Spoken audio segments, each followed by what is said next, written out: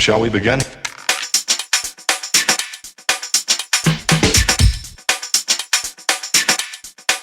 Let's begin now.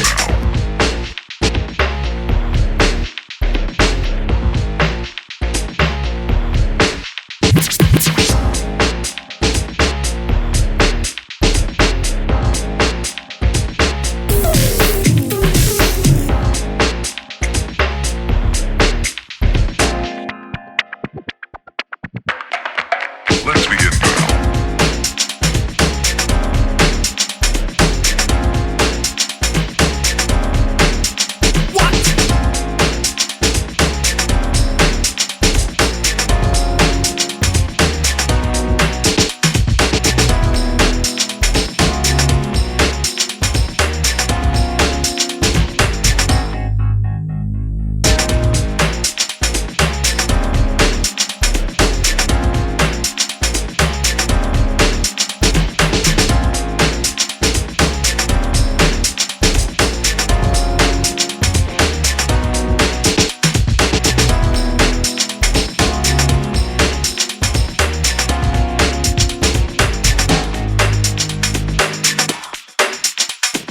This is not a drill.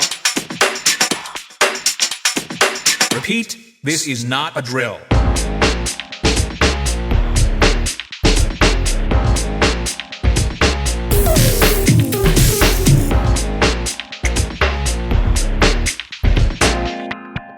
Is that all you got? Let's begin now.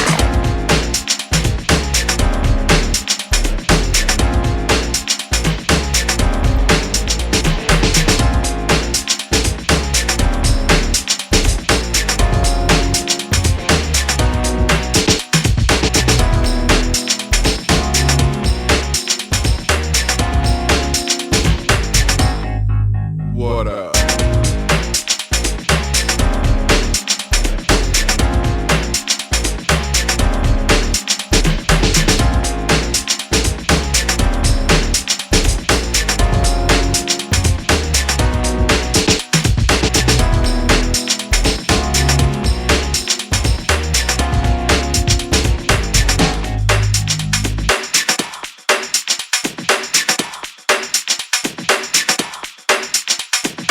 Oh, for sure. Shall we begin?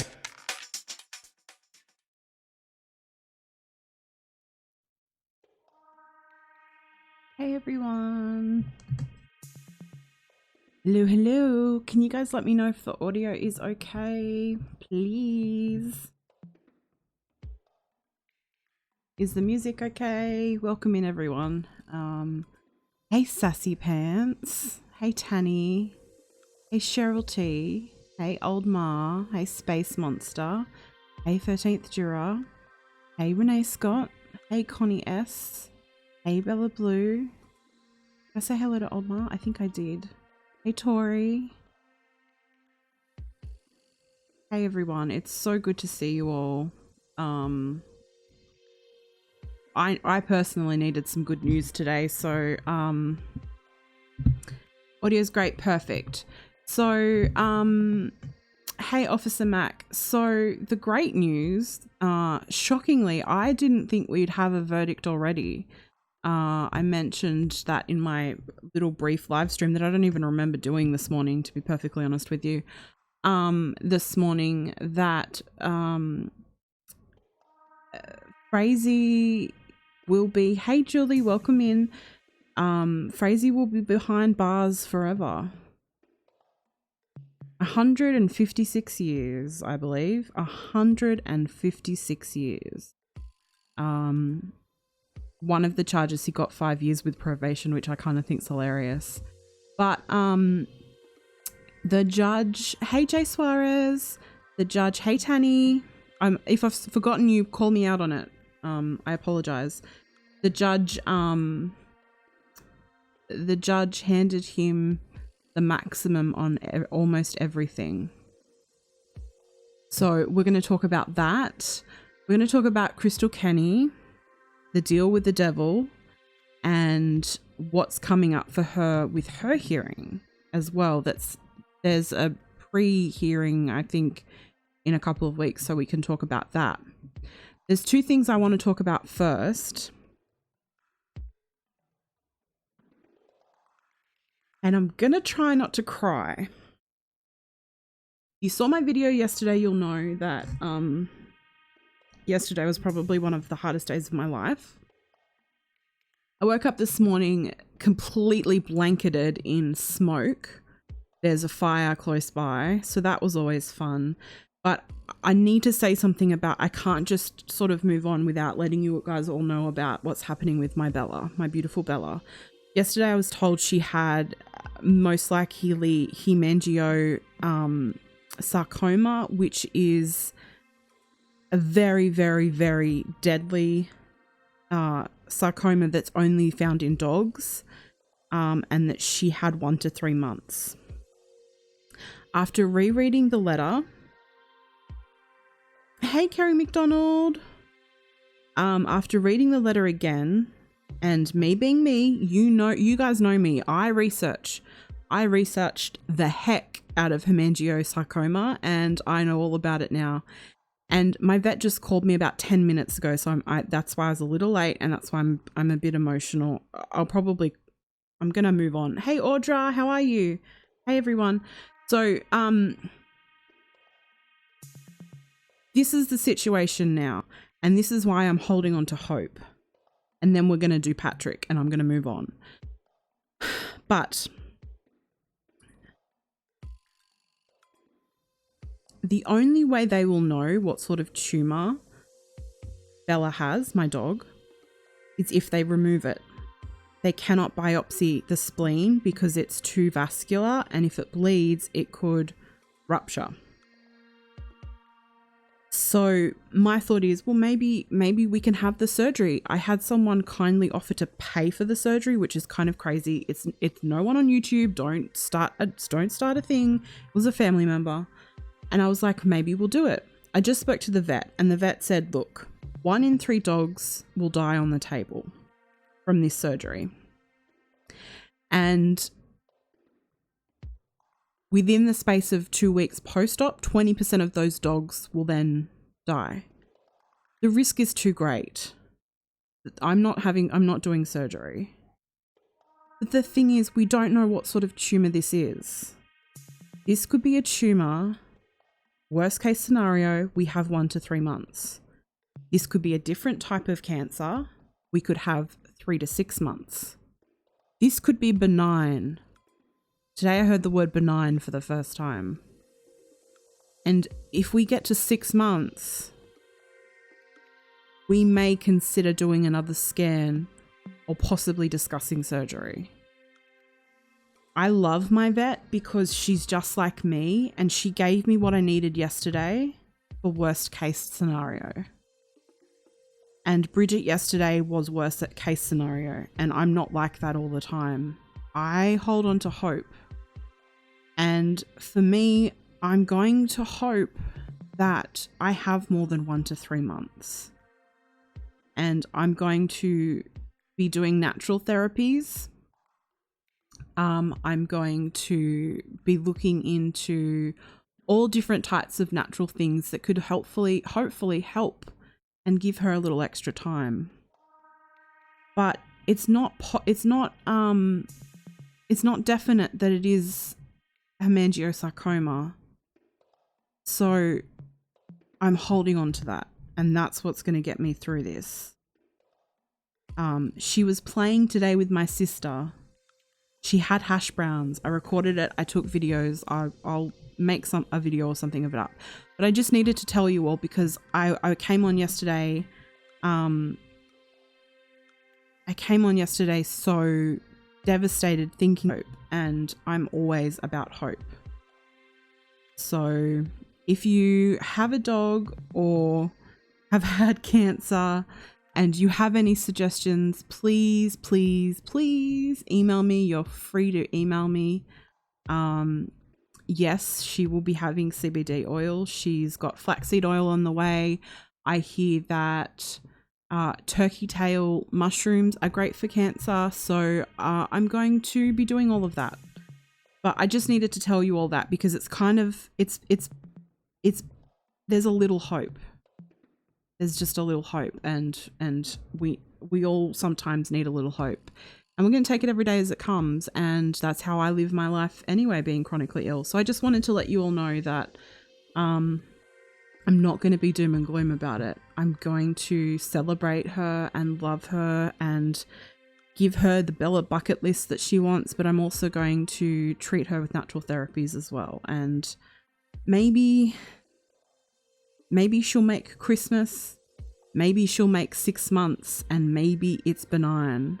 We'll find out. We will. And I just really appreciate everyone for being there and being supportive. So Bella says, I wonder why they won't determine the exact nature of the tumour. The only way for them to do it is to remove it.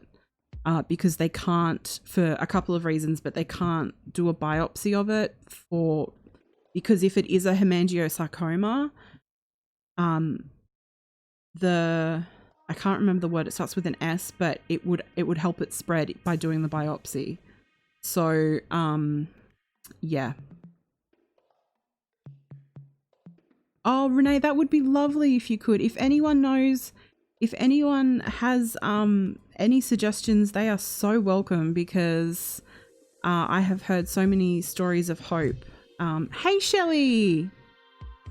Yes, I'm also streaming on Periscope, DLive, and the Facebook group.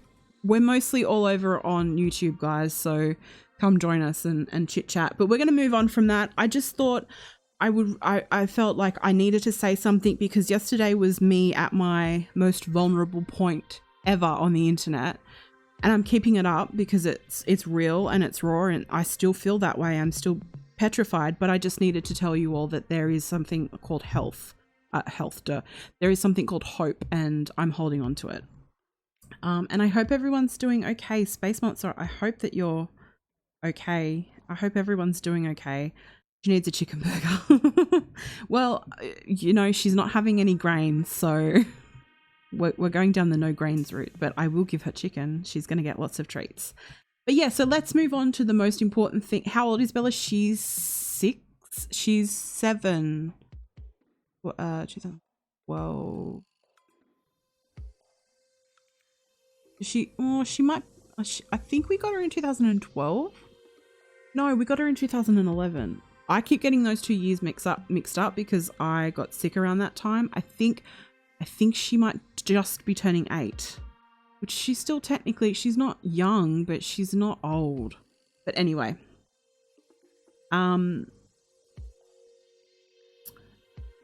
Bella, I think it is an encased tumor, but yes. Anyway, so let's move on to the most important news of the day for a lot of people, and that is that we got justice for Kelsey. I'm so shocked. I don't know about you guys, but for me personally, I was expecting us to have our Patrick party, and I was going to call it that, and then I thought, after I heard the news, I was like, no, screw it. It's going to be about it. We're going to talk about Kelsey in this stream, because he's had enough time. That bastard has had enough time.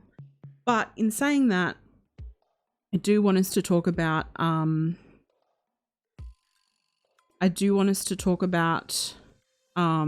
today and how we all feel about it, and if we were shocked or surprised at all.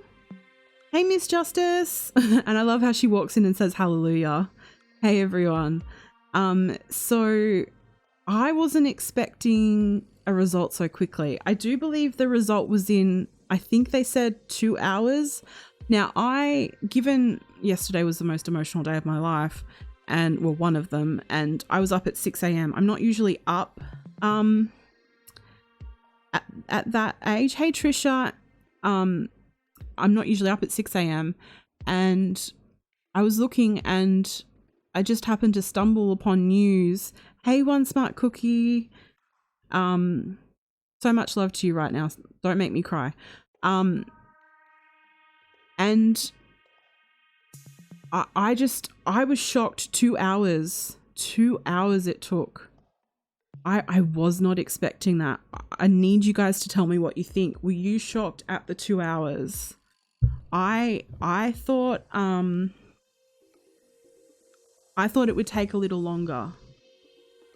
I thought we could possibly be here right now, still waiting for a verdict. Space Monster hash browns are everything. Everything will be cured with the Macca's hash brown. So did I say hello to you, Kerry? I'm sorry if I didn't. Kerry says, justice for Kelsey, fly high with the angels and look over your baby girl. As a mum, I feel it for Kelsey's parents also and everyone that's been involved in the case. Love to all. Yeah, and so they talked about they're going to obviously file for adoption of Kaylee, and they wanted Hey Wine Snob, they wanted to Hey Missing and Abducted. They wanted to see if they could sort of speed that through, but the judge said he couldn't. Which kind of sucks in a way, but I mean, I get it. So Wine Snob says she figured 2 or 3 hours. I honestly thought it was going to take a little longer. But the jury was incredible. They asked a lot of questions, which I really respect. I really think that's brilliant that they did that. I would have been the question girl as well. Jay Suarez, they never found her remains at all. Hey, Riley. So I'm sure everyone here is so happy with the news. Was anyone concerned that he wasn't going to be found guilty? I think a lot before trial, I think a lot of us were. But as the trial, as every day progressed, as every hour progressed in the trial, and even though we didn't get to see it and we didn't get audio of it, Sam Kramer, oh my gosh, Sam Kramer. Sam bloody Kramer. That man is an icon of this case to all of us. And I have told him that, by the way, on Twitter. I told him we all respected him and that he deserved a vacation. And I'm so excited for tonight.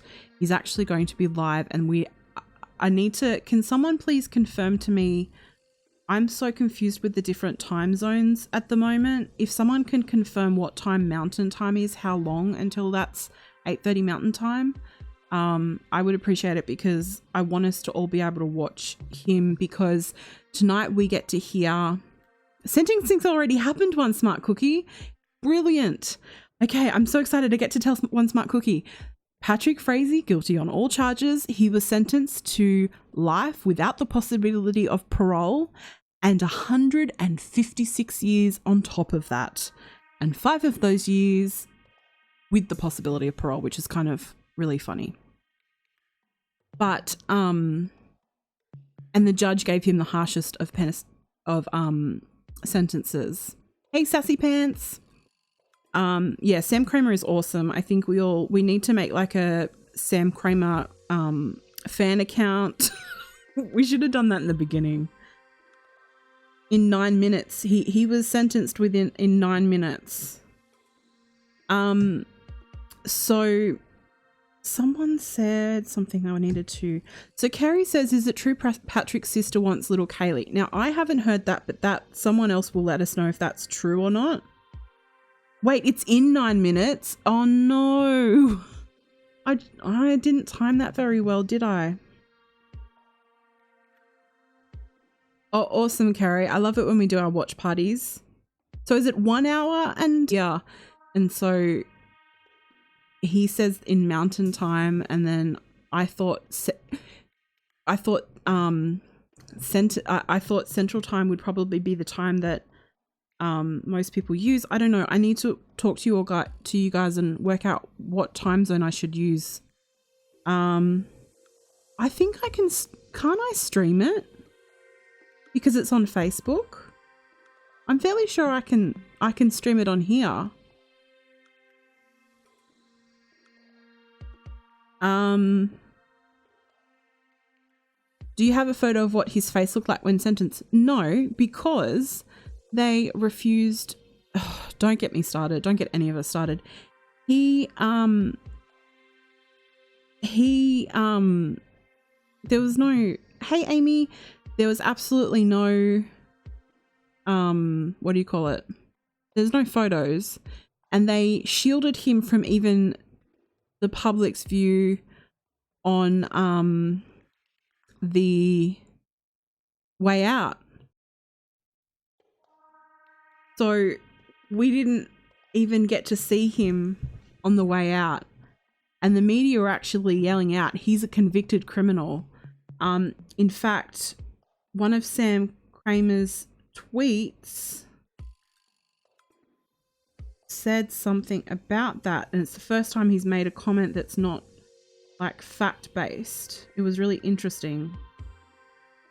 Let me see if I can find it. It was just something like, give me a break, because of the fact that, hang on, here's the thread, it'll be here. No, maybe it's not. Maybe he deleted it. He might have deleted it. But everyone was really annoyed. The media was so involved. Oh yeah, no, he says it. Sheriff Teller has blocked the view of Frazee, now convicted murderer, getting into his transport from his trial and sentencing. Come on, guys. The first time he said anything. So that was really interesting. Okay, so let me go to Sam's.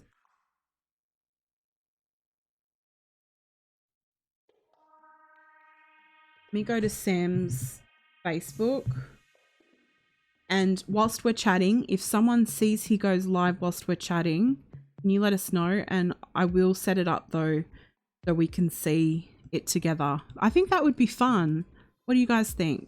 We'll watch it together. So, let me go back and have a little.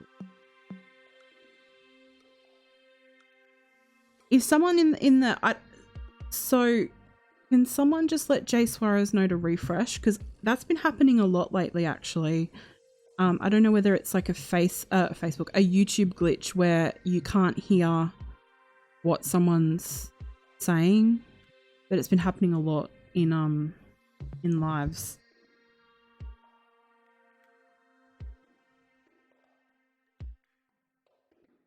So, I do believe, I mean, we're going to, Wine Snob's got her wine ready to watch. Love it. But I do believe that the Berreth family have actually asked for a restraining order against the Frazee family because of their support of Patrick. And that would mean that they wouldn't have access to Kaylee. How I feel about that, I'm not 100% sure. I'm not sure. I don't know. I kind of get it with Old Ma. I'm not going to lie. And not Old Ma in the chat. We love her. And we're so happy that she's back. But I don't know, like, I don't know about the restraining order. What do you guys think? Do you think that there should be a restraining order?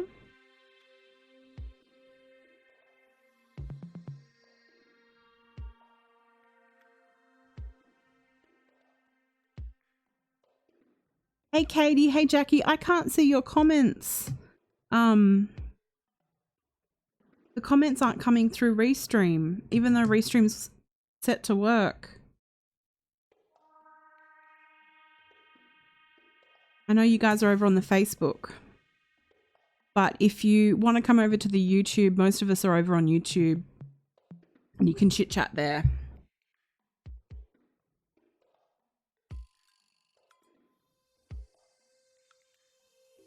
Harry McDonald says, poor Kelsey was in love and she didn't know him. It scares me, the dangerous men out there wanting to kill their partners rather than move on in life. It's becoming the norm to eradicate families. It really is, and it's just horrific. Just horrible.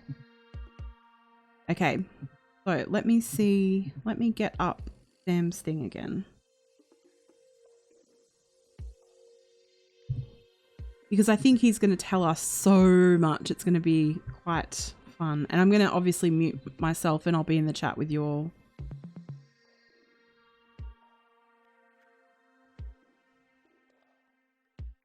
I do love they did immediate sentencing though.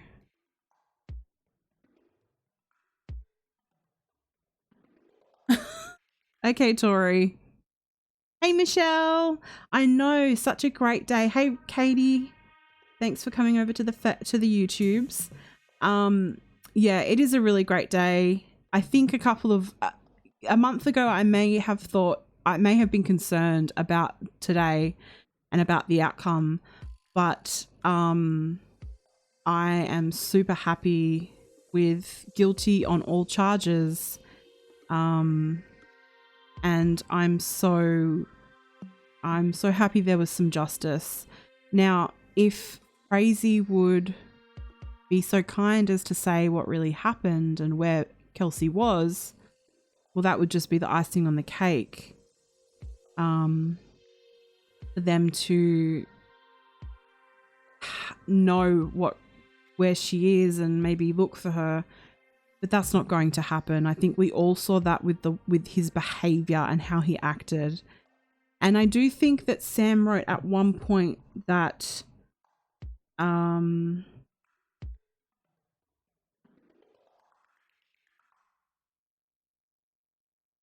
that whilst the impact statements were being read, that Frazee was even more stoic, which just shows you what a piece of shit he really is, to be perfectly honest with you. And so when it comes to Crystal as well, guys, I think her hearing is December, the first week of December. It's a pre-hearing, I don't know, pre-sentencing hearing. So we may not, I just keep refreshing Sam's page. The most she can get is 3 years in prison. The minimum is probation time. And the DA, Dan May, did say that the plea deal he made was a deal with the devil. I hope she gets the maximum. I really do. I think she deserves it. She did get off really light.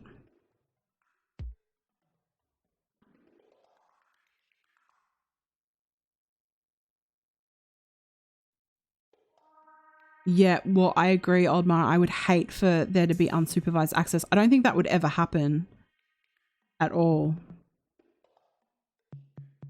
December 2nd. Did he say anything? No, Frazee didn't say a word. Didn't say a word. Oh. Sam's late. How dare he? How dare he? For the next couple of minutes, I'll probably just be in between the... Hey, Bill, come sit up. In between the chat and refreshing. And you'll have to forgive me if I sort of seem a little breathless or I start stuttering. I'll have to be honest and say that my anxiety is kind of through the roof after the whole Bella thing, and she left the room for a little bit and I got anxious, but now she's back, so I'm okay. He's late for his very important date. Well, this will be his last live. It's kind of sad. We need him on another case, although we don't want another case. You know what I mean. Okay, so let's see what people are saying about Crystal. Never going to give that up. This is his trophy of power over the family. Yep, that is so true, and that's such a narc thing to do, isn't it, Space Monster? He'll never tell where Kelsey is. He'll never utter a word anyway.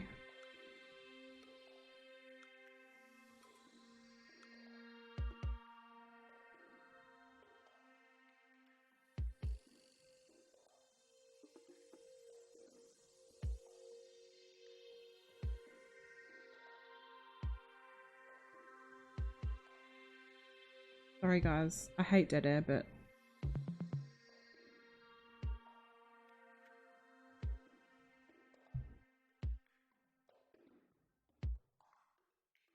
all right, we're waiting. We're waiting for the man of the hour, as I'd like to call him. He's allowed to be a few minutes late, I think. He deserves it. Hey Scott, how are you? Did you get my email reply? I think she'll get the maximum. I really do. I hope she does. She deserves the maximum. What do you guys think? Do you think she deserves what? It's live now.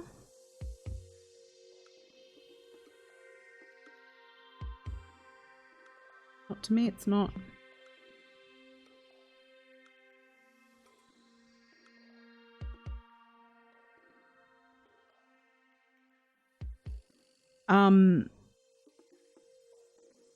Crystal was a nurse and made an oath to save lives. She doesn't deserve the plea deal. Can it be overturned? I don't think so.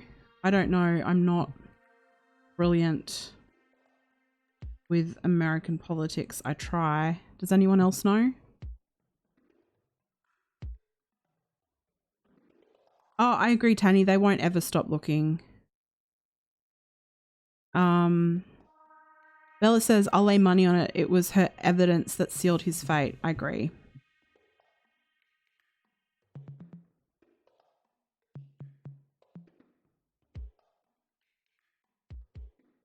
Yeah. Oh gosh, Amy, at least it's not my face. Yeah, I think everyone thinks that the maximum would be great.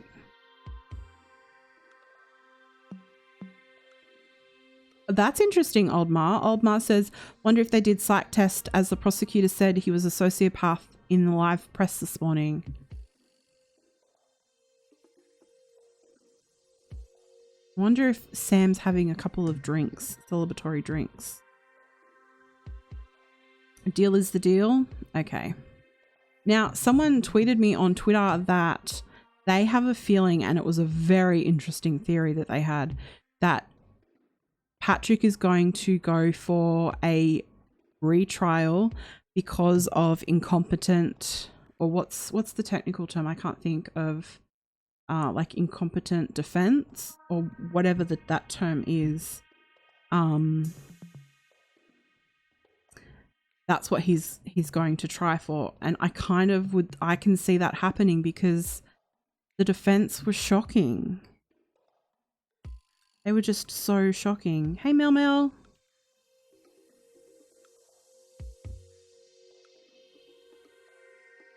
The deal can only be overturned if she was found to be lying. Who thinks that she lied about anything? I personally don't. I think she finally told the truth. Let me just check Sam's Twitter in case he's said anything about the live. Are we sure that this is the right time? He's never usually this late.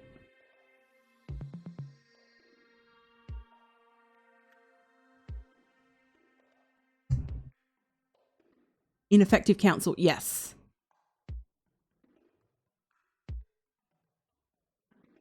Yeah, I think that I think he's going to do that because I mean they didn't even call a witness. They were pretty. I mean we're happy about it. Don't get me wrong, but it's kind of like they phoned it in.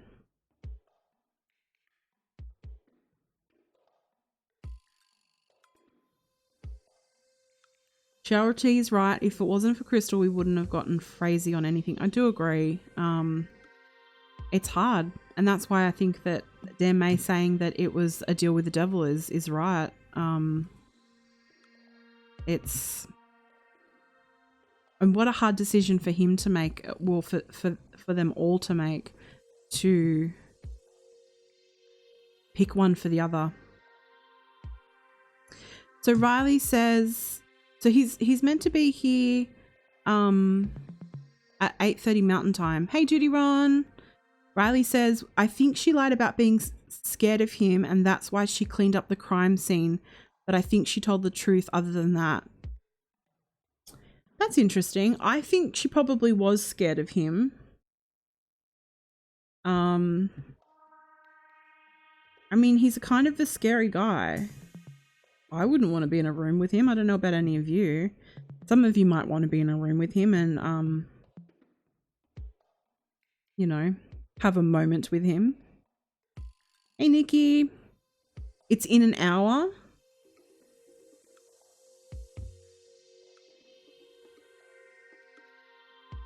Well, I guess it is because usually he's on time, so maybe it is in an hour then. It's meant to be 8:30 Mountain Time. Let me just double check his Twitter. It'll be very weird turning off the tweets, the notifications for his Twitter.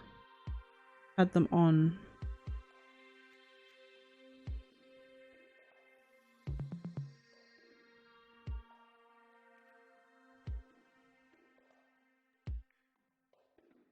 Just checking to see if I can find anything. I did see he did tweet about it. I don't know whether he's removed it or...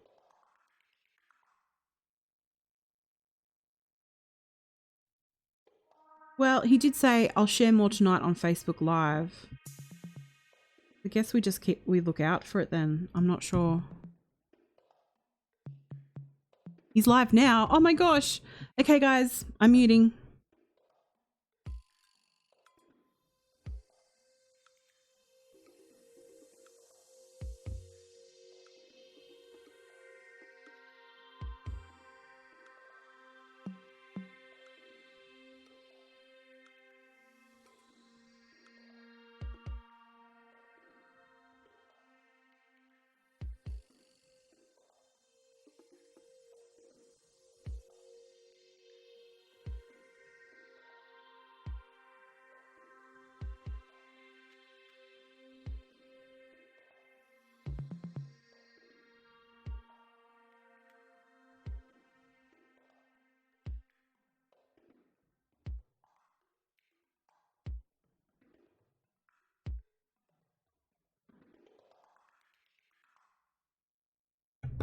Okay, I'm having trouble loading it.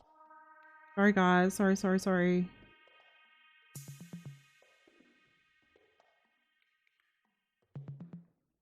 Okay, we may have to do small screen and I'll blow it up.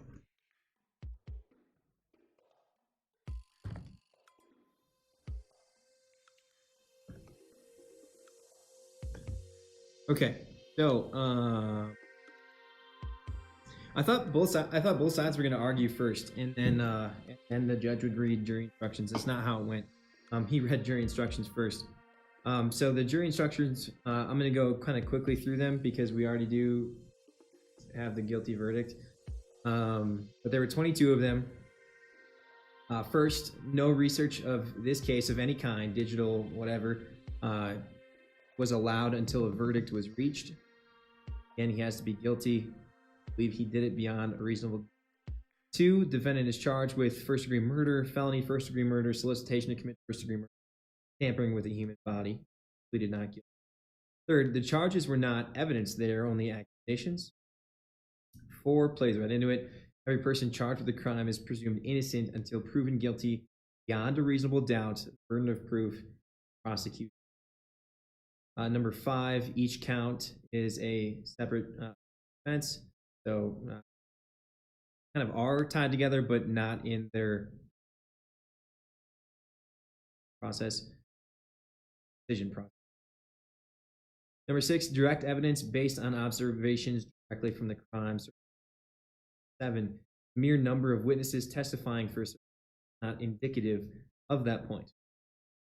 Number 8, you, the jury, are the sole judge of a witness's credibility, about their motive, state of mind, relationship to either side, how they could be impacted by the verdict, other testimony supported by that testimony's decision.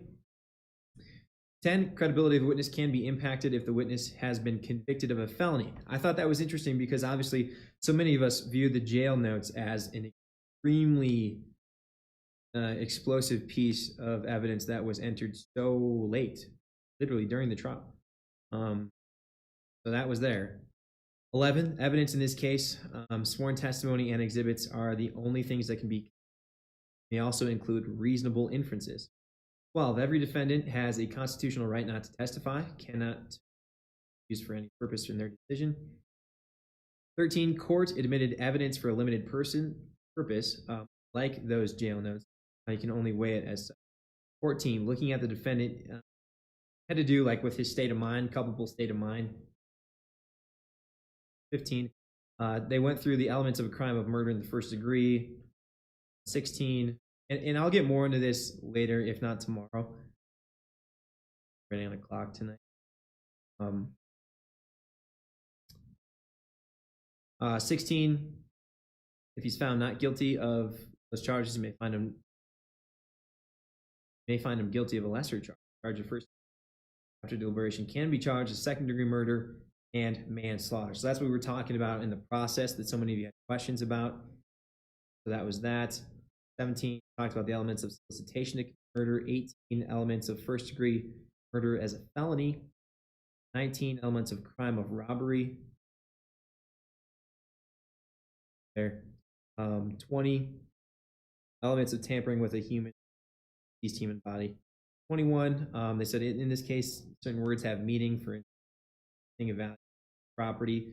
I would imagine pertain to Kelsey Berreth's cell phone, her gun, deadly weapon, firearm, a bludgeon, and intended to be. 22, judge went through all the verdict, why you heard count 1, count 2, count 3, they were all there. So count 1 was for first degree murder after deliberation. Second was the first solicitation attempt, September 23rd. Third was murder, first degree felony. Fourth, fifth, both solicitation. Sixth. So from there, Beth Reed made the closing. And I thought, in my view, she was passionate because we've got to, I mean, they've been in court for almost a year.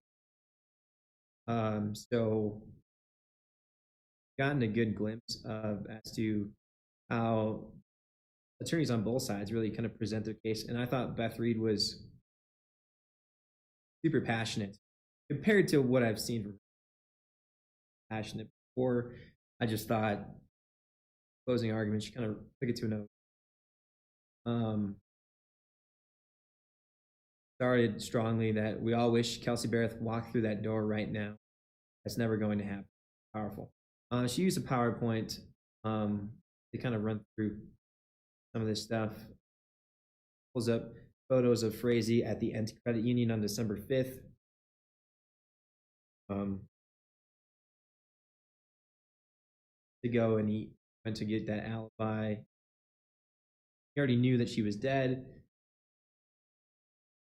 It says he knows she's dead because he never attempts to contact her after November 25th. Backed up my phone. Something I thought was powerful was Reed said, Kelsey Berreth spent her last days planning a few work on the 21st, discussed her plans to bring Frazee to the company Christmas party. He was even caring for Frazee that night. Had some sort of stomach ulcer. Running off for suicidal. She's searching up the man she's doing that. This man is planning to kill her, pointing at. Saw some of the Safeway stuff. And she kind of attacked this story that Frazee concocted, that she's suicidal, just going to run off, just buying groceries. She had her daughter with her.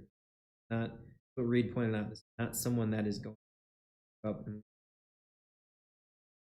consistent with one who.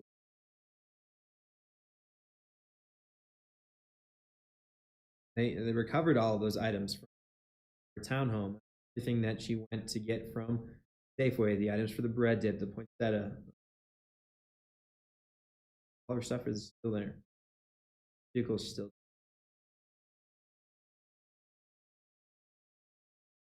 Goes back to Frazee and notes that his actions on November 22nd do not match that handwritten alibi he has on the side of.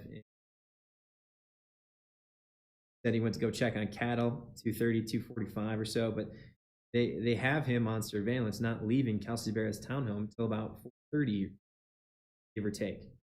And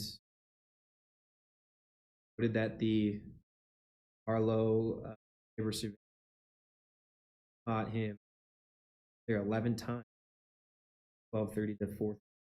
Again, rough time. And then at 4:34, we see his truck, the Williams Woodland Park, toward Highway 24. Reed pointed out that the tote position said because Kelsey Berreth is in battered body is in that box, going to take it to his house where he keeps it while he eats Thanksgiving dinner. He also referenced the quote that Crystal Kenny said Frazee told her about not knowing how hard it was to eat Thanksgiving dinner with the mother of his child.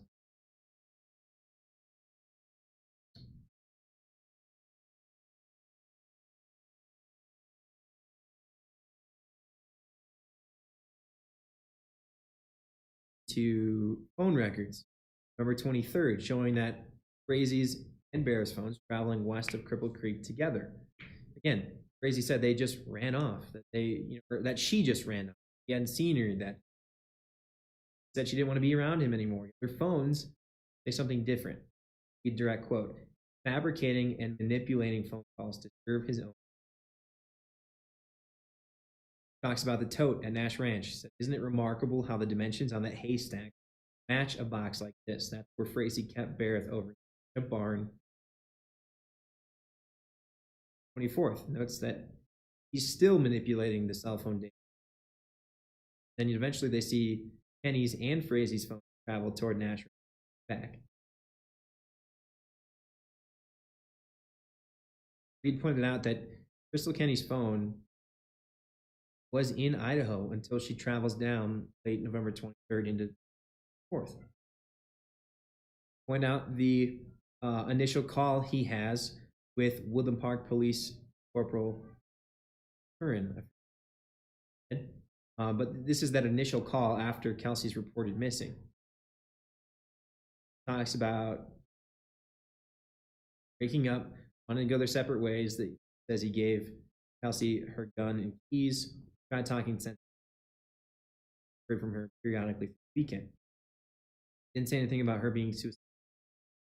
Mentioned that they talked about. He said that she was talking about wanting to move closer to work in Pueblo or back to Washington State or Idaho.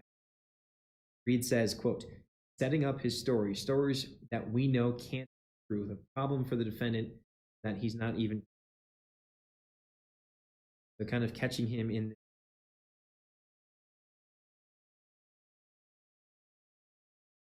Does even to Cheryl about this. Notes the conversation he had with Mary Longmire, Teller County Human Services worker, on December 26th, that said that he had a heated argument on the 24th with Berreth, which never came up until then. So, looking at a fabrication, that's really what she's stressing. She starts going through the elements needed for first-degree murder after deliberation. Says, quote, he's the only one with the means, the motive, and the evidence. Only one with the means, the motive. The evidence supports that killed. Called it premeditated, calculated, cold, and cruel homicide. Notes the time that he called Kenny, saying now is the time to do that crime. November 4th, when she was in Reno. He manipulated his ranch hands into, like he manipulated everyone else, that they helped burn this fire area, or create this fire area, then clean it up after he had killed.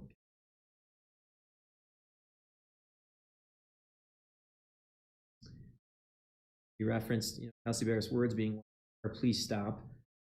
Talked about Jonathan Priest's testimony that probably hit her 10 to 15 times, not more, based on the blood spatter.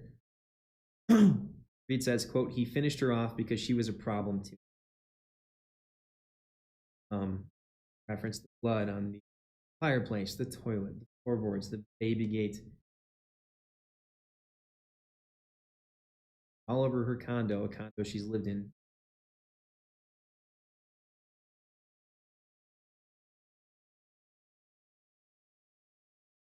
Talked about the first degree felony murder, the fact that he robbed her, take that phone because he needed to manipulate the second degree murder charge. He was very stern in this point. Said, quote, this does not apply in this. Nothing about this case that screams second degree murder. Nothing is premeditated. deliberated. Turn this to the patient attempt. She cites Kenny's comment to Frazee that he should just use her for what she's good for because she went through with the actual murder. Talks about the coffee incident. That Kelsey Berreth actually told her coworkers about how random it was that some gal she didn't even know came to her, gave her a coffee. Referenced the story about Frazee leaving a pipe at the gate to his property on October 15th. Referenced the other time, told her to bring a bat a week later. And Reed referenced that, I'm not sure how they did this, but Special Agent Kevin Hoyland with the FBI found Kenny's phone hours. Station. Turn to Crystal Kenny. Reed says she didn't have to come forward. She could have stayed silent, but when she did come forward, told us everything, including the things that subjected her to criminal prosecution. I want to be clear, this was not like a round of applause for Crystal Kenny coming forward. It was just acknowledging the fact that she provided really the entire story. And I think knowing that the defense was going to really attack her credibility, Beth Reed said, do you know how much of the defendant's story is corroborated by evidence? 0. Says Frazee threw antler sheds into the fire in case someone looked deep into the ash and saw bone fragments. The ranch hands were building the fire and saying it was warm when they returned a couple days after. They picked up the nails with a magnet after the fire. It was compelling when Kenny walked right up to the burn area on body camera footage on first. He referenced the gas can and referenced Kenny's testimony that Frazee told her not to shine the spotlight, the black tote, when he opened it.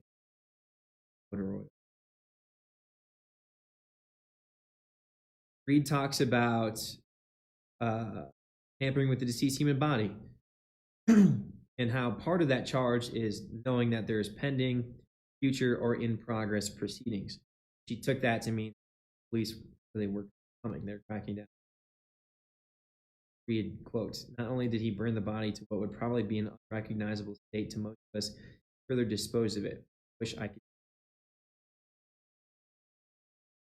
She notes Kenny's not Kenny, someone else's testimony. There's been so many witnesses. Someone else saying, I think it was Doherty at crazy Teller County, vast place. She mentioned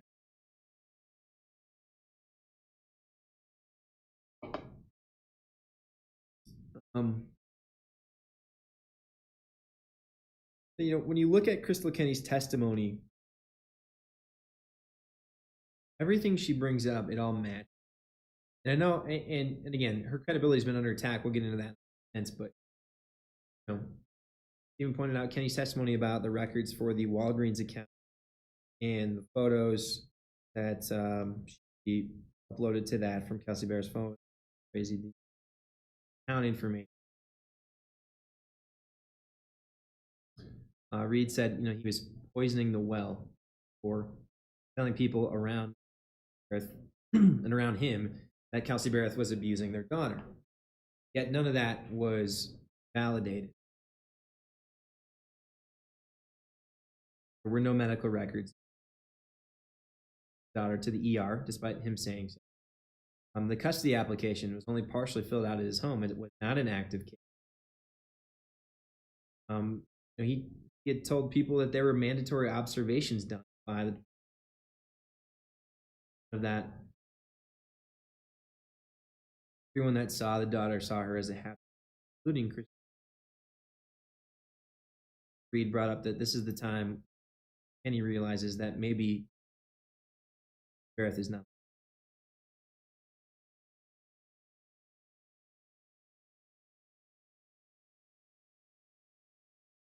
Also the point he realizes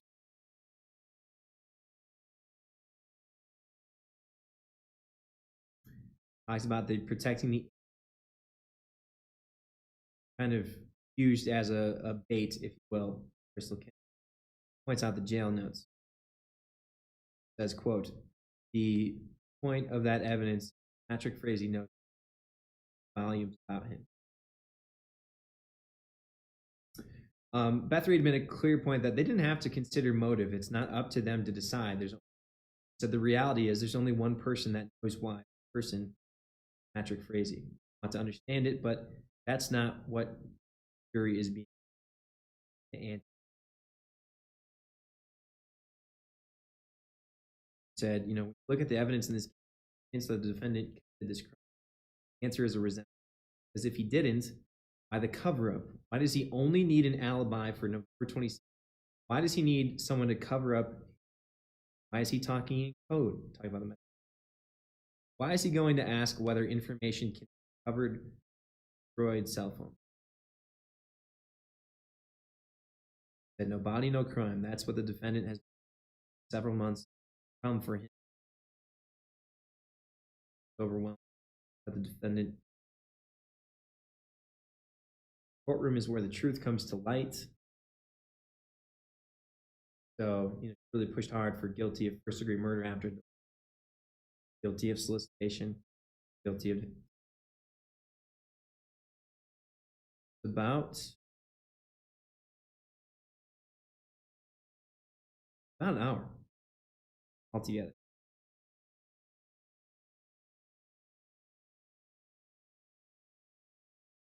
So then the defense got up there about 7.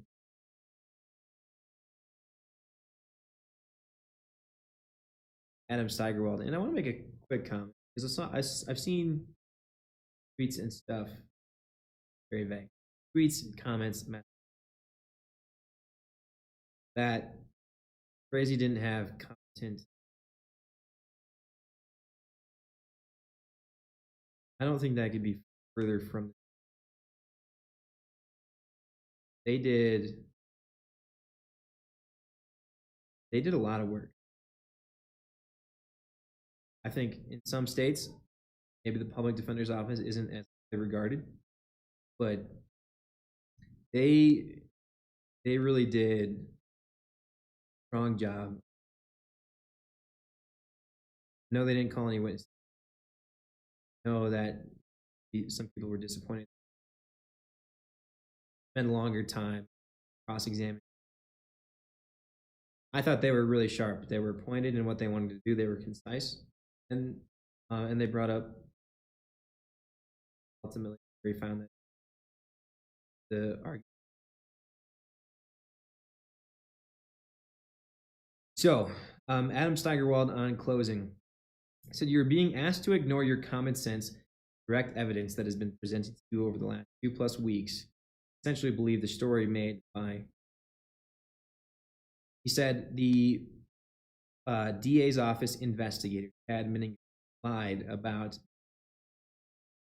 There's a photo of Frazee at the door, and it's just him.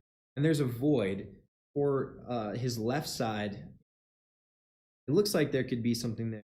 Truthfully, we cannot tell because the fence is in the way, his body's in the way. But the expert said it's possible. He was carrying a tote. And Steigerwald actually went over. He picked up the identical tote they had in the courtroom. Noted that it's heavy just as is. And so just was trying to really cast doubt on. He said the timeline is made. We know it because we went through it with him. Admin pointed out that some of those the neighbor surveillance photos, even taken in the same second, show drastic changes in shadows, like morning to afternoon change. And so he's really trying to cast doubt on their validity, and said that he made a mistake. Said that he didn't know what caused the shadow change. That it could be the trees, could be the clouds, but he's not a tree shadow expert. Steigerwald really just kind of hit that timeline is made. Created after the story was told to fit Crystal Kenny.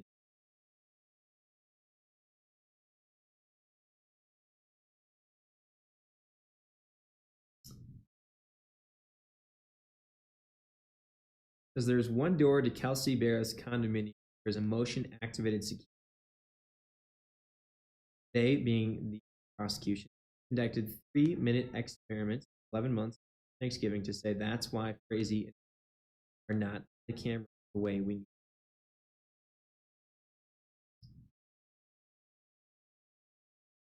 So kind of pointing out that they were trying to explain why Crystal Kenny wasn't on camera and carrying a tote or anything.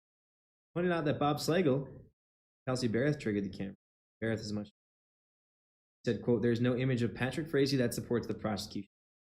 Of Crystal Kenny that supports the prosecution. There's no image of Frazee going in with a bat. He's carrying a jacket when going. No image of Frazee going.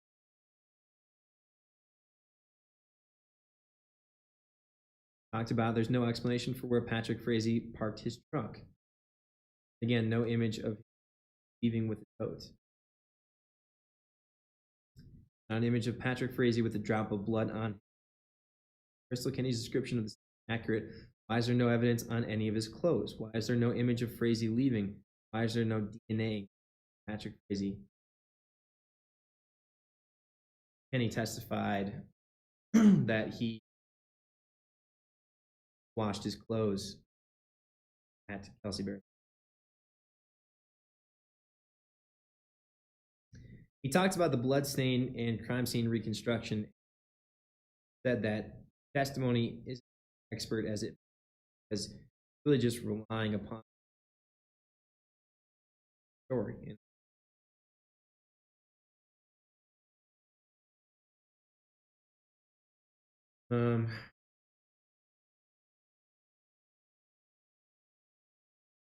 Kenny doesn't come forward again until she has signature on the deadline from the district attorney for her plea deal. He's asking the jury, do any of you believe her? Nothing she talked about that is believable if she's willing to sit there tell you that. That being in reference to when he was doing cross-examination on Kenny, he asked if she was going to ask for no jail time. And her case comes up next. Said, I don't know yet. Far ahead. Said, if she's willing to sit there and tell you that, why should you believe anything he had to say? He used the house analogy, which Ashley Porter used in her open as well. That case is built on the foundation, and the foundation here says is shaky. Realize that it's all come down. Talked about Kenny testified she wanted to be caught, but her actions don't back that up. Like the time she cleaned up a bloody crime scene but didn't call police, drove bags of bloody evidence in a car with expired tags, sat there for the burning. So terrified of Patrick Frazee that she talked to him several times after the crime the next several days, went on a family vacation, lied to the FBI, got back, lied to the FBI again, a lawyer in Denver, came up with the best story she could. These are all his words.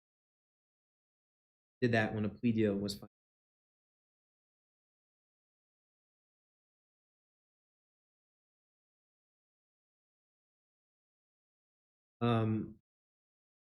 Reed talked about Frazee culminating his plan to kill Berreth, and Steigerwald referenced that as it is the worst plan. Is there a day when people are less likely to be alone, less likely to be missed?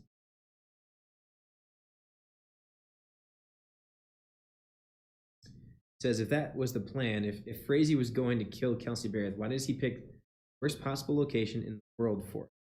Tiny condo in the middle of the day on Thanksgiving. He notes they were out at Nash Ranch the night before. Why wouldn't he do it there?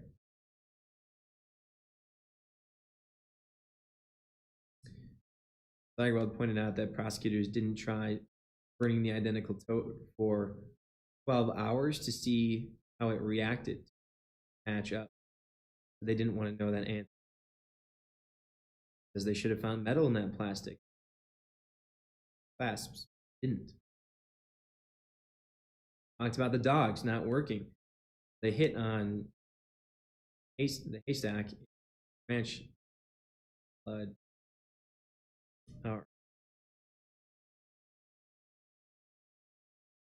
Talked about how CBI and FBI agents, two of them, left DNA. Why is Crystal Kenny's DNA at this apartment? Not even. Isn't Frazee's DNA everywhere? Found it only in 2 spots in very small ratios. So, said if Frazee created the kind of crime scene Jonathan Priest, blood scene expert, assumed he made based on Kenny's story, there would be sweat, there would be trace DNA, everything. DNA is not found in this house like it would be. This crime.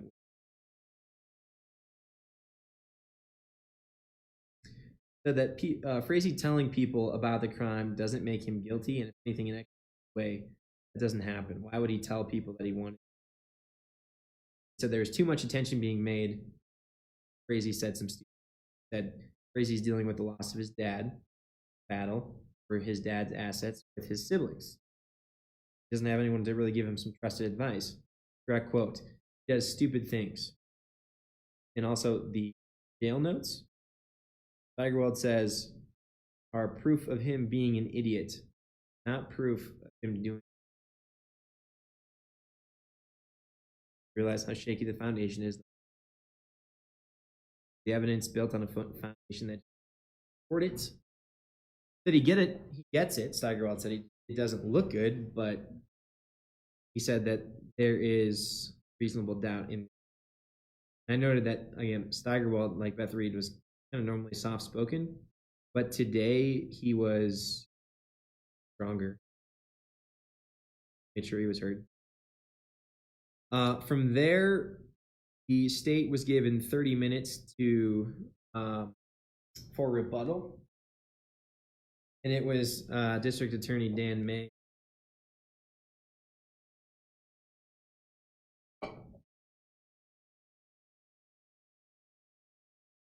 He said, they were asking the jury, to hold this to Patrick.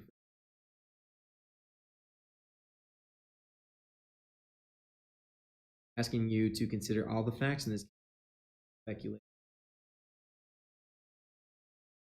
Referenced the testimony from Joe Moore. Asked how Kelsey Berreth was, and Frazee said, "I figured out how to kill her." No. He said that Crystal Kenny actually is the direct evidence here. He actually put a sweater around Kelsey's face so she couldn't let her smell. To make Crystal. This Kenny's story on what he did, where he took the tote, where they burned it, that's all direct evidence. The plea bargain, whether you like it or not, is built on her telling the truth. The state didn't choose the witnesses. That Frazee did. Talked about everything that she went through. Said, that there's a fire, there better be a fire. Placed it there. Led them right to it. Found the tooth with human DNA, though they couldn't tell whose it was. Talked about the dogs in the barn, and they said, "Do you want to take the speculation that it do, or do you want to take the right next to each other?" His home timeline doesn't match Frazee's story at all. It matches everything that Crystal Kenny said. Love the bloodstains floorboards, and those are talked about. Frazee saying that he talked to Berreth Friday, Saturday, and Sunday, November 23rd through the 5th. Play the body cam video from Corporal Curran Frazee. That she's dead on the 26th. How does the defendant talk? Can't talk to a dead person. And May said that the defense is really just wanting the jury to speculate on. For instance, they talked about wanting the kitchen window, or Kenny closing the kitchen, covering the kitchen window, which was, despite that being open first 2 days after the crime. He said it was a private walkway. Defense brought up the fact that nobody saw or heard the crime. May said both of her neighbors, being Berreth's, were gone on Thanksgiving. That's why they didn't hear. Steigerwald talked about this just being a bad plan. He said nobody would say that all criminals make good plans. Response to Steigerwald's about Frazee's DNA. May referenced the testimony of CBI DNA expert and Caitlin Rogers. Not surprised at anything, but she wasn't surprised at the absence of Crystal Kennedy based on the clothing she wore, the fact used. May said it didn't matter whether Frazee's DNA defense wanted to speculate on a camera, picks up about 50% of the time.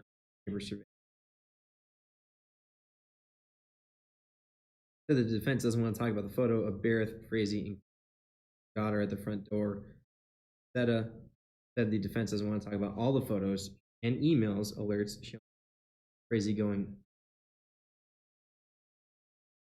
Said, we want you to find the defendant guilty. We want you to hold him accountable for his actions. He took a bat into, this was powerful. He took a bat into Kelsey Berreth's apartment, beat her. And at some point in that, the victim says, will you please stop? He beat her and beat her and beat her. Bloodbath for up. Beat her and beat her and her.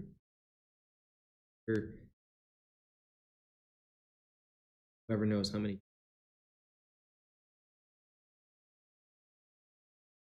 And I think Dan May was smart to use Kelsey Berreth's words, asking you to please stop letting this defense.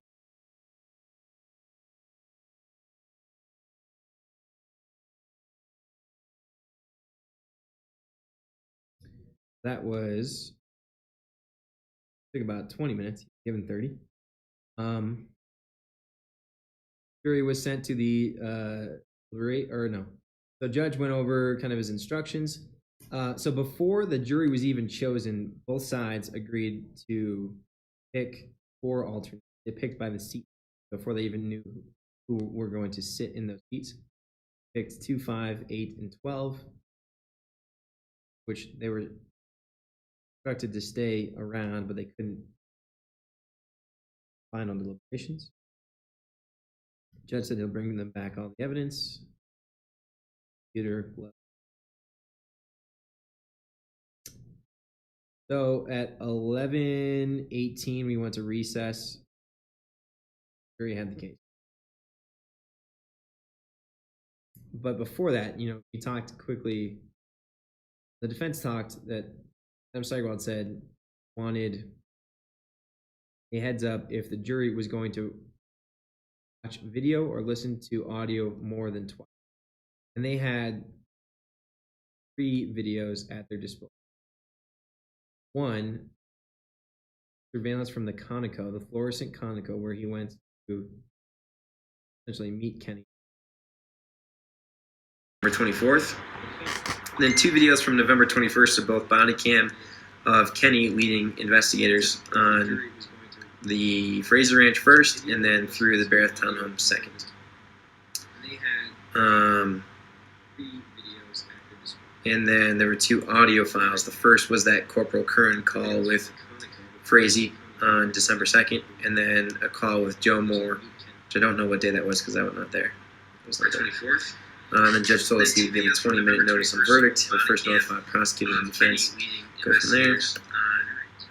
The Frazee Ranch first, and then through the Berreth townhome second. It was a powerful morning.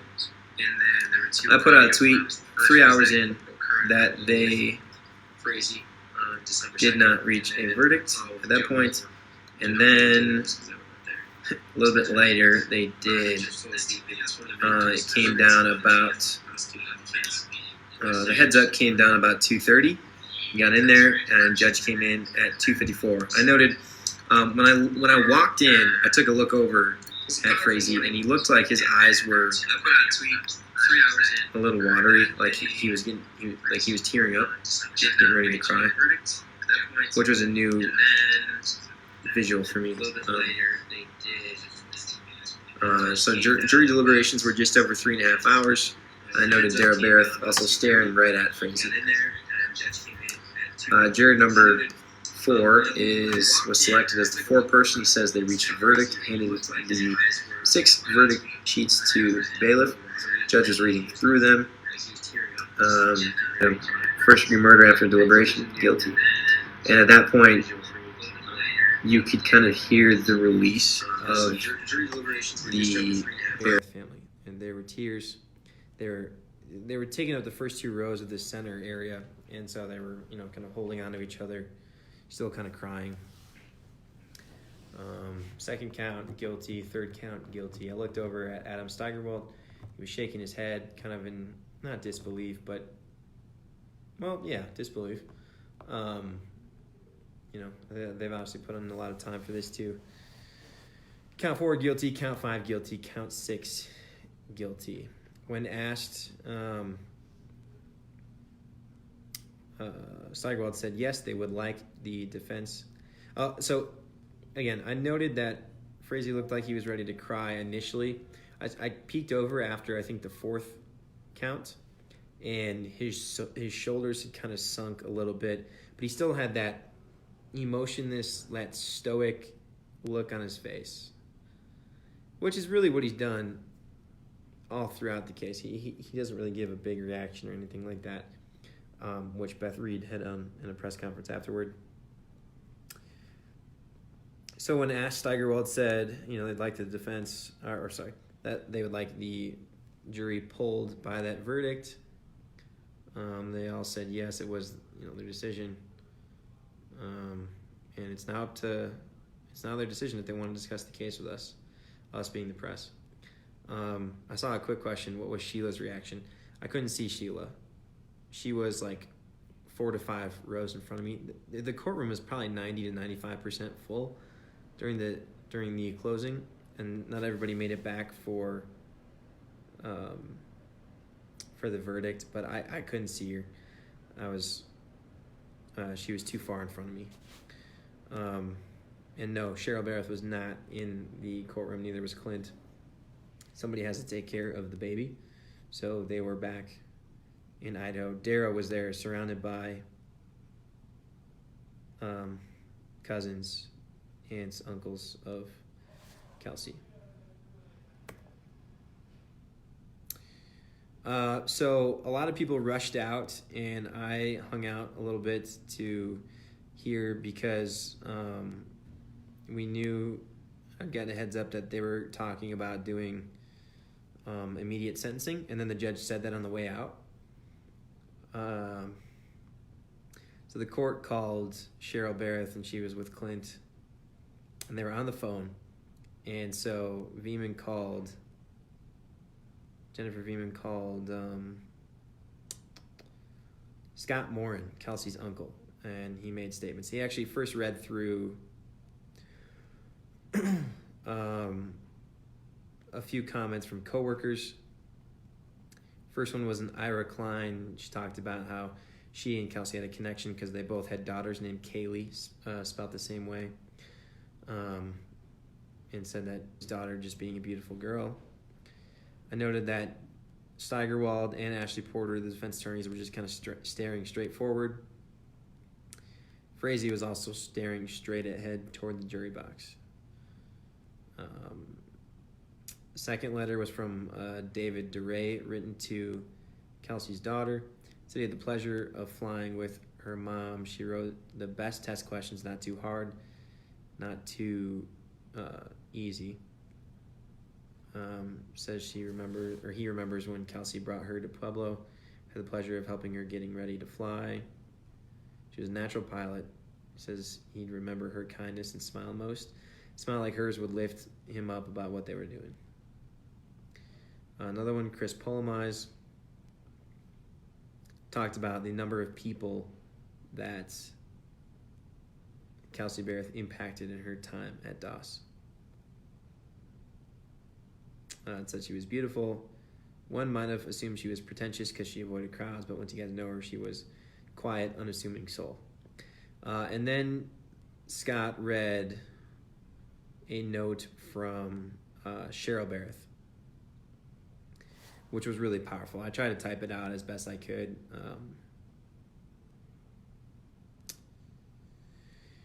So Patrick took Kelsey's life. I'm just going to read all my notes on this verbatim because we still have some time.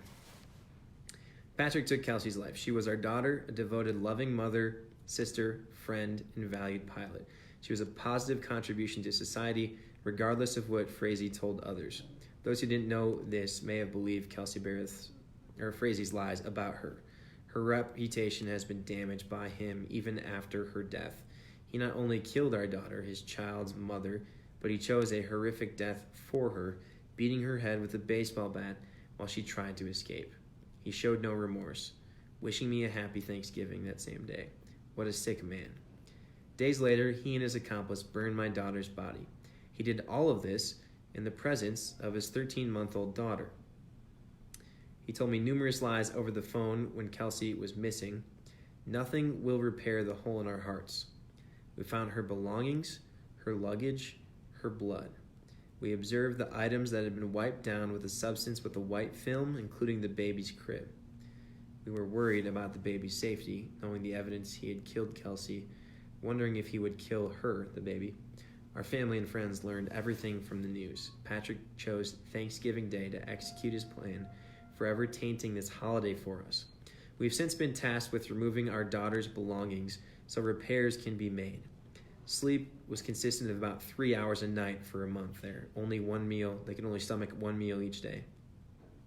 Taking additional steps to protect them because he planned to have a hitman, and we have his daughter against his will.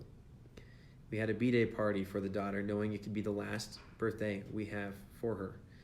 The verdict will be given. We may not be together. Quickly followed by the anniversary of Kelsey's death, Thanksgiving Day. She said the focus up to this point has been on Patrick Frazee's rights.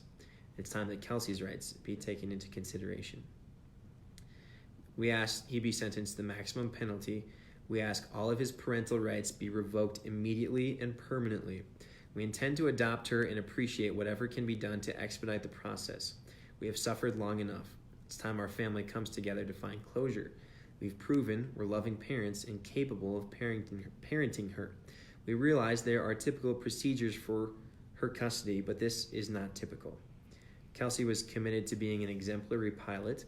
We want to establish an aviation scholarship and ask you require Patrick contribute to this scholarship. Patrick, how would you like to find out your daughter's life ended the way you ended Kelsey's? Your daughter deserves a letter of sincere apology. She will eventually know Kelsey's story. The everlasting media will probably see to that. She will suffer a lifetime because of your selfishness. She lost both of her parents in a month. We request a no-contact order between the Frazees and the Berreths. They've displayed a lack of courage by choosing to hold relevant info during this trial. They made their choice to support a killer and have thus forfeited their rights to the daughter. There are several reasons that we did not choose the death penalty, though it's well-deserved. We believe in a loving Savior and hope he finds God in prison. It is his life, not ours to take. We know without Crystal Kenny's contributions, a conviction would have been near impossible. This doesn't excuse the fact that Kelsey Berreth would still be alive if Crystal Kenny took the chance to go to the police. Her excuses are invalid. As a nurse, ethics require her to do no harm. She admitted to coming to take Kelsey Berreth's life, failed to report alleged abuse to the daughter, failed to speak up until she had to save herself. She chose to clean up the mess, destroy evidence, help destroy our daughter's body. We have yet to see any remorse other than for getting caught. She shouldn't have received the plea deal. She was an active participant in the murder.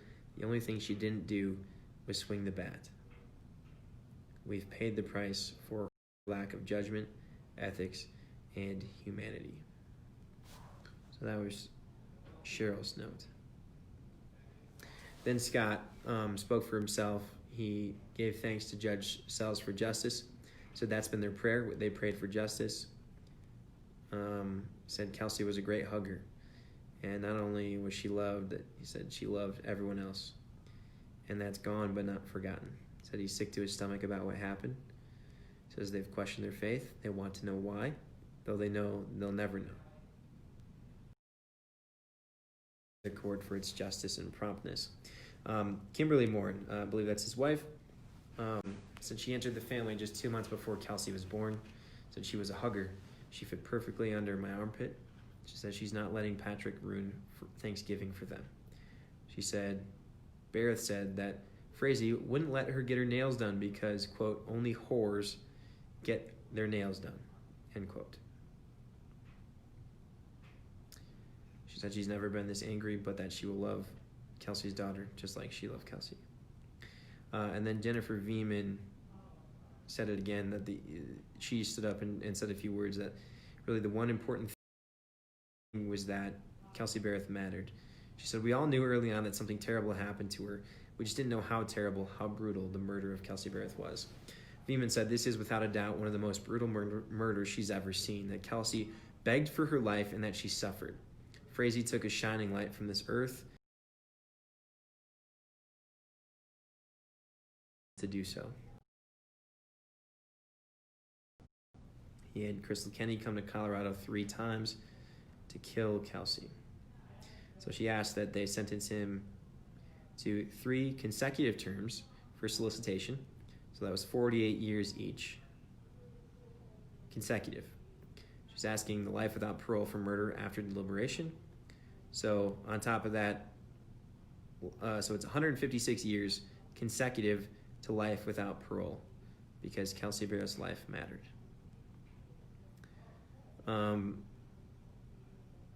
Between the time that they handed down the verdict and we did sentencing, there was about a 10 to 15 minute gap. That was so the judge went to kind of thank the jury for their hard work and dedication. And during that time, I saw Steigerwald chat with Sheila Frazee. Again, their backs both to me, so I didn't really see what was going on. But Steigerwald was asked if Patrick and Sheila wanted to say anything. They did not. So the judge had him stand up, him being Frazee. He said his action, and let me be clear, Judge Scott Sells has been very stern with his decorum. It is extremely protective. He said it was protective of the process, of the integrity of the process, though I disagree because all the video we have of Frazee is of him in a jail jumpsuit. If you really wanted to protect the process, you would have at least allowed a sketch artist to come and draw Patrick Frazee in plain clothes. Nonetheless, his decorum order was extremely tight. He talked about it every day, and he offered some very serious warnings to people, like this one guy that was sketching, that was not supposed to be sketching. That was early on. But you saw that turn toward Frazee today, after he was found guilty. He said Frazee's actions were vicious, senseless, without reason. He said, Kelsey spent her last night caring for you, and you viciously beat her to death the following day. And he was choking up while he was saying this. You burned her. So, he sentenced him to life without the possibility of parole. Regarding the solicitation, he gave him the max, 48 years each, for a consecutive 144 years. They will also be followed by 5 years parole. And then the max sentence on the tampering was 12 years. So you add the 144 and the 12, it's 156. So that's how you got the life without parole plus 156 years consecutive. If you want to take it a step further, plus 5 years parole after that 144 consecutive. Or 156 consecutive, rather. So he gave Frazee 91 days for restitution. And he noted that, Cheryl talked about other items like the no contact order, the wanting to get custody immediately, requiring Frazee to pay for the scholarship. He said he didn't have the power to address those today. Okay, I got about 7 minutes. I'm going to answer some other common questions I've seen. Why didn't he get the death penalty? A few reasons. One, we heard today that actually Berreth's parents were consulted and they did not want the death penalty. They're fairly religious. And again, they decided that it was not their life to take. It was God's life God's kind of in control there. The district attorney's office said that they consulted with the Colorado Attorney General's office, and the state office told the DA's office that their case was not strong enough to pursue the death penalty. There are a list of, I believe they're so-called aggravators, the way the law is written, and based on my view of the evidence, at least that we knew, it sure seemed like they had some of those aggravators present, but ultimately they chose not to. When will discovery and photos be released? I don't know. I asked about that today. I guess it's up to the judge. I was thinking that maybe Woodland Park Police were in charge because it was their investigation.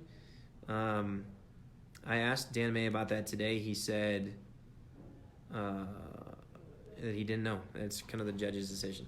Saw somebody ask if Crystal Kenny's trial is going to be televised. I don't know. We had EMC for the first time. And there's another thing. She has a review hearing set, I believe it's December 2nd. I heard from a clerk today that there was a judge's order that she's not going to be sentenced until 8 weeks from today, 8 weeks from Frazee's verdict. So that would put us into January. So that'll be something to keep an eye on. I'm saying, her upcoming hearing isn't necessarily saying that her testimony is going to be, or excuse me, her sentencing is going to be that way. How did Patrick act during sentencing? I think he was attentive, again, lacking real emotion and that sort of thing. So nothing out of the norm, really. Another thing about the death penalty is just look at the politics of the state. We being the state of Colorado has not exercised the death penalty very frequently, and the last time they did it was several years ago. And I just don't see Governor Jared Polis really signing off on that.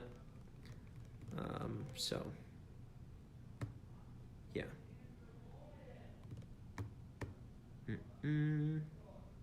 You heard if they will appeal? No, I have not. But that is why the judge, I think, wanted to do everything by the book, if you will, and be really kind of excessively protective of everything. Does he go to Canyon City? There's been a lot of questions about that prison. So he's been in the Teller County Jail, which is essentially property, though that's not the right word, of Teller County Sheriff's Office. So now he'll be switched over to the Department of Corrections. So there was no statement about where he's going. Canyon City would seem like a logical option because it's close. I don't know if they worry about his safety like they did for Chris Watts, because Chris Watts is in Wisconsin. So I don't know. That's a good question. We'll follow up on that for sure.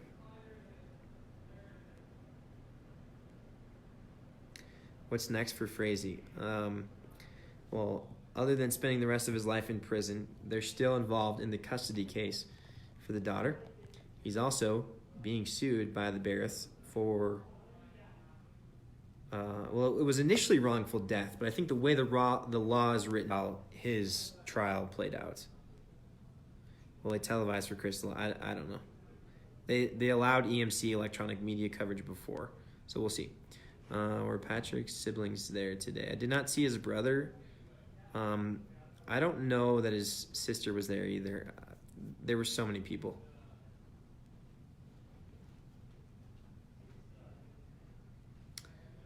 What about the text between PF and JK? Just said that text and not from the contents. Do you know what those said? JK. I looked, that was the phone of the ash. JK. I'm not sure who JK is off the top of my head. There's been a lot of stuff that we've been processing over the last several weeks.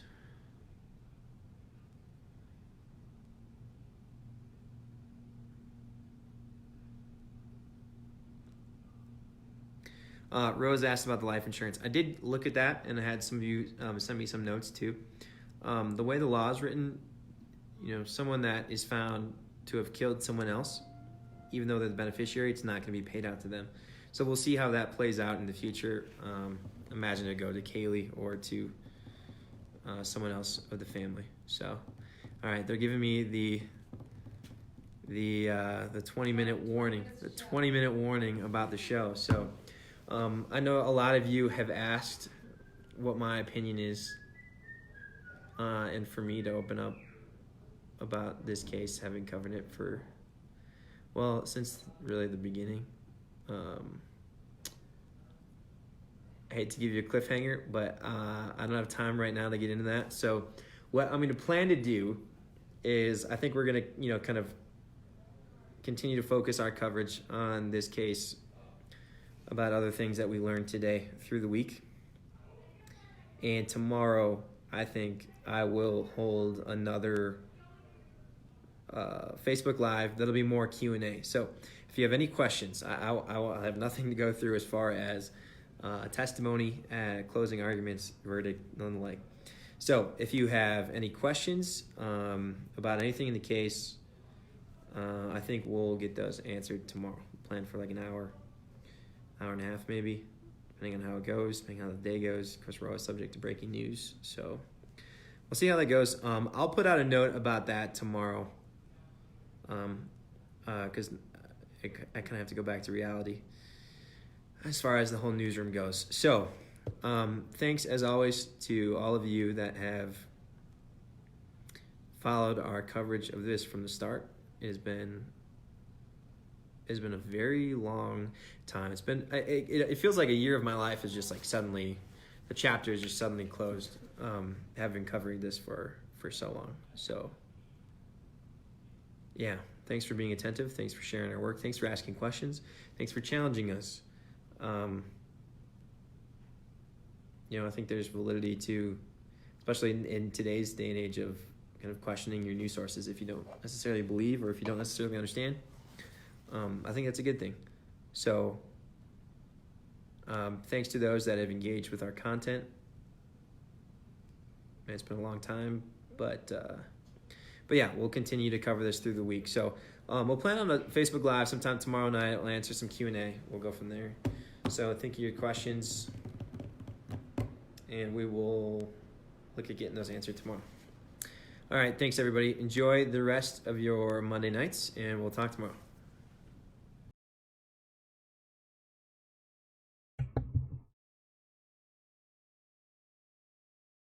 Oh. Well, okay. Apologies that during that we have. I'm exhausted. I don't know about you guys, but he left us on a cliffhanger. I would have loved to have heard a little about his thoughts and feelings, but I understand that he still has other things to do. Spider Lady says, it's far from over though, still more things to come with KK's sentencing. Yep, that's true.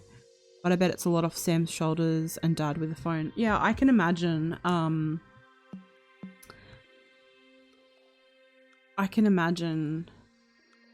mean, I've been covering it, and whilst the trial's been going on, I've had so much going on myself with like my health, and then yesterday with what happened with Bella, and I really didn't think I was going to go live today, but I'm glad that I did. And so I can't imagine having to cover that. That's a really tough job, and he's done such a great job of it. And I mean, I did thank him on Twitter on behalf of all true crime fans, because he had the world kind of watching his Twitter and watching his live streams to find out the news, the information, and he did such a great job with it. Definitely go have a nap, Lily Bell Joy. I'm probably going to as well. because I think we'll find out more tomorrow. And then, as he said, we have the pre-trial. No worries, Riley Day, of course. We have the pre-trial hearing December 2nd for Crystal Kenny, and then possibly January for sentencing. So there's still more to come. There's still a lot more to come, sadly. But today is a very, very good day, or tonight. And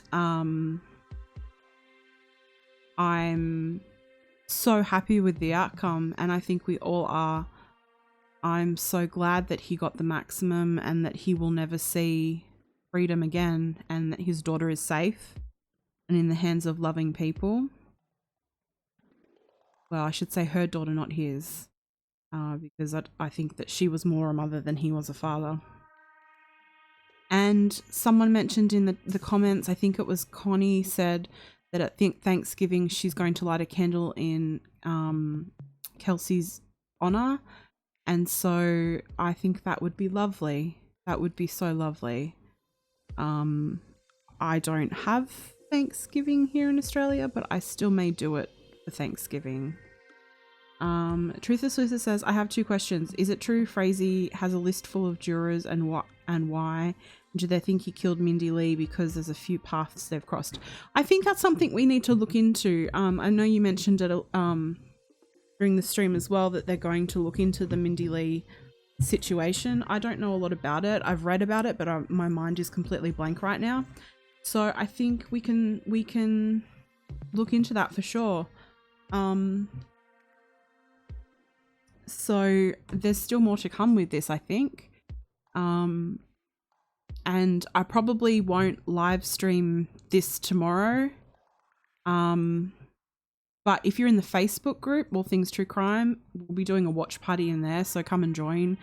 And whilst it's live, we can chit chat and comment to each other and kind of crack jokes during the hard bits and hopefully hear some of Sam's opinion. I think we all want to know what he's thinking and what he's been thinking. But as for me, I need to lay down. It's been a really rough day for me, second day for me, and I need to go lay down. Thank you so much for popping in. Please give me a like if you can. And I will see you guys soon. Definitely come join us over on the Facebook page, though, on the Facebook group, All Things True Crime. The link is in my description. And I will see you guys very soon, hopefully. Bye for now.